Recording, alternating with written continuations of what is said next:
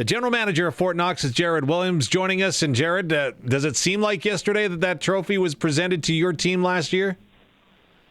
Hey, Dave.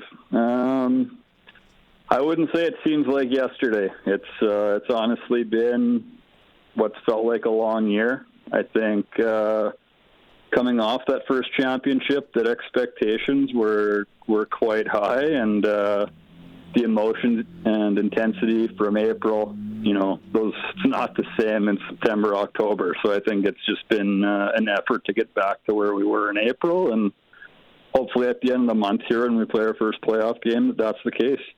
Well, it's interesting as the question the Saskatchewan Roughriders, Jarrod, are being poised a lot is it harder to win a championship or harder to stay on top of that mountain and win another one? You sound like you've got the answer to that, maybe. I think the answer is that it's very difficult to stay on top of that mountain and maintain or sustain like that same intensity, emotion, compete level. I think all of our players would agree with that. I would think that a lot of the Saskatchewan Rough Riders after next season, success or not, will also agree with that. I think it's very tough to maintain, that level of intensity and compete through an entire regular season. So I hope that answers your question. Yeah, bang on. Fort Knox, 42 games played, 27-15-0 in the regular season. Puts you in second spot in the Bill Johnston division. Is that where you anticipated you'd be? Obviously, you want to be in top spot, but are you happy with the season and the record as to how the regular season played out?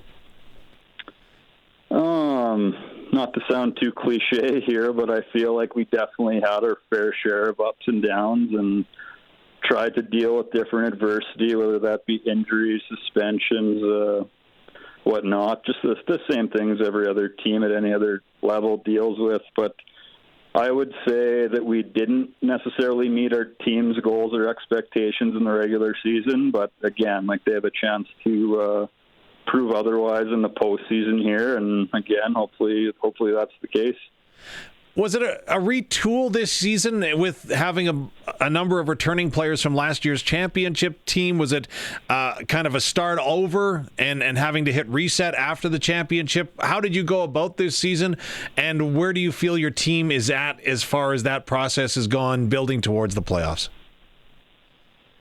I felt as though our recruiting, everything went very well in the off season. We had some pleasant surprises and players who we didn't think were going to return, and they were itching to play again. They wanted to come back, so we welcomed them back. And so nothing against the group that we have here this year, but I think we underestimated the value in character, leadership, experience that some of the older players from last year's team, what those guys brought to the table. We didn't maybe see that one coming as much as what we ended up dealing with. Guys like Castor Berzuk, Zane Winter, Colby Cuddington, Jackson Miller.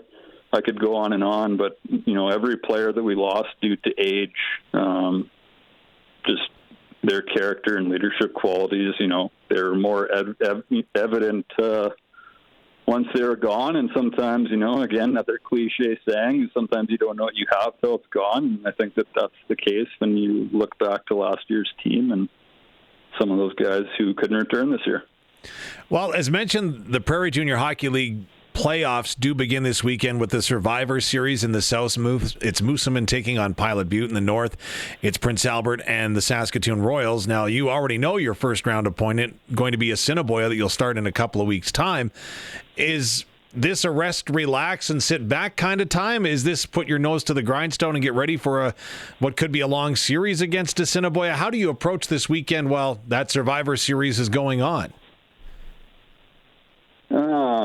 Firstly here, this week we've given our guys a few days off. The sickness injury bug definitely got us in January, and then it came back and bit us again here beginning of February. So taking a few days off, and then we got 3 huge practices to prepare for what's going to be a very, very tough series. That Assiniboia team, I think we basically split with them in the regular season, but Todd Ellick's done a lot with that group, and they've definitely made some major improvements. And it's going to be a tough series, and should be a good one. As you mentioned, Todd Ellick was named the Peter Dittman Memorial Coach of the Year award winner by the Prairie Junior Hockey League. He's done a lot with that franchise in a short amount of time, and I would suggest one of the biggest things maybe he's injected is a sense of belief. Do you get that as well? I think that the details within their game and the structure that he's implemented, is living proof that Todd himself played nearly 500 games in the NHL. So I think that he's no stranger to hockey, and that, the product that they're putting on the ice shows just that. Last year, Fort Qu'Appelle was absolutely overwhelmed with pride in cheering on Fort Knox at the arena. I'm assuming you would expect nothing different. What do fans need to know about this year's playoff run when it comes to tickets and all of those fun things that happen in and around the rink? Well, I'm glad you asked. We are just kind of in talks with the Fort Winter Festival Committee that fires up Friday, February 27th, and runs through that entire weekend. So as it's worked out the past few years, we are going to run our game one of playoffs Friday, February 27th in conjunction with a kickoff to the Fort Winter Festival. So we have details and whatnot all kind of in the works, and we'll be releasing that on social media and maybe sharing with you to air on the radio for us, Dave, in the near future here. All right, consider that done. Now, far be it from me to suggest that you would take any time off during the day to sit in the back shop, but I'm sure that you've had your attention on the Olympic hockey tournament a little bit. How do you feel about Canada drawing Czechia in a quarterfinal? Well, nothing against Czechia or any team, but if they can't get through them, then they're going to have a pretty tough time getting through the States or Sweden on the other side. So, very true. So they can't look too far ahead, but Liked what you've seen so far from Canada? I think so. You got, the best players from the country all competing on one ice surface. Same team. I think it's very good hockey. You're not going to get any better hockey than that. What do you make of the Kachucks and their chirps, especially against Leon Draisaitl? Obviously, it blew up social media over the weekend when the U.S. took on Germany. Thoughts on that? Like, is that you should be quiet, or if that's your game, that's your game? Where do you sit?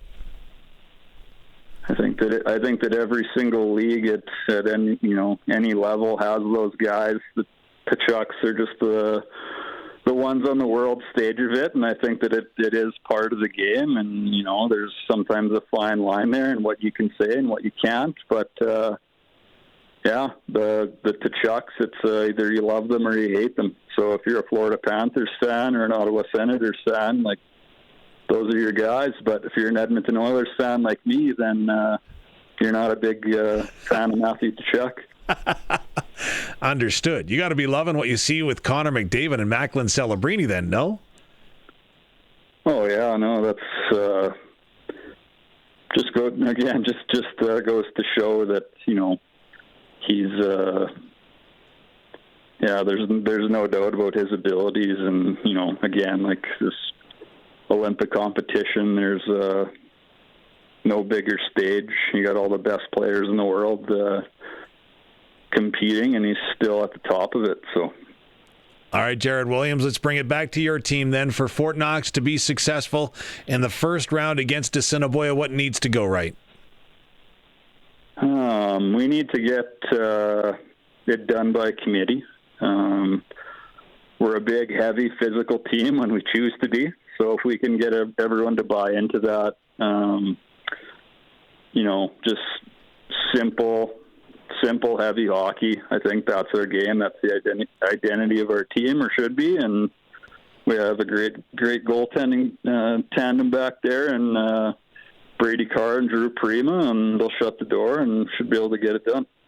How much experience do you draw from last year's successful playoff run? Do you build that into some of the things you talk about and maybe game plan around having what you learned last year? I think that there's definitely takeaways from last year, but we've talked a lot this year about how you can't just look at it as last year. It's a new year. It's a new group. Just same as the opponents on the other side of the ice surface. These Assiniboia Rebels, that's a completely different team. They've taken a lot of steps forward. I would say the same thing about the Regina Capitals, the Saskatoon Wesleys, or whoever it is. So we don't want to look back. We kind of got to deal with what's in front of us and look ahead and figure it out from there. Okay, please correct me if I'm wrong. Game 1, February 27th. Game 3 back at home on March 3rd. And then if necessary, the 7th. Is that right, of March? Game 5, yes, the 7th, I believe. That's a Saturday, correct? Yes, you bet. Yeah. Yeah, that's right. All right. So the 27th, we've got it circled on our calendar. The playoff title defense of Fort Knox begins when you take on Assiniboia. It should be a dandy series. And again, if we want more information, just follow you on social media. That's the best way? Oh, yeah, for sure. We try and keep those channels updated. And PJHL website, of course, as well, has all that information. Ideal. Jarrod, appreciate your time today. What's it like in Fort Qu'Appelle right now? It's raining in downtown Regina. It is very, very windy here, so I can't imagine what it's like on top of it, this windy in the valley. Oof, I'm sure of it. I'm sure of it. Jarrod, appreciate your time. Best of luck in the playoffs, and we'll touch base later on. Yeah, thanks, Dave.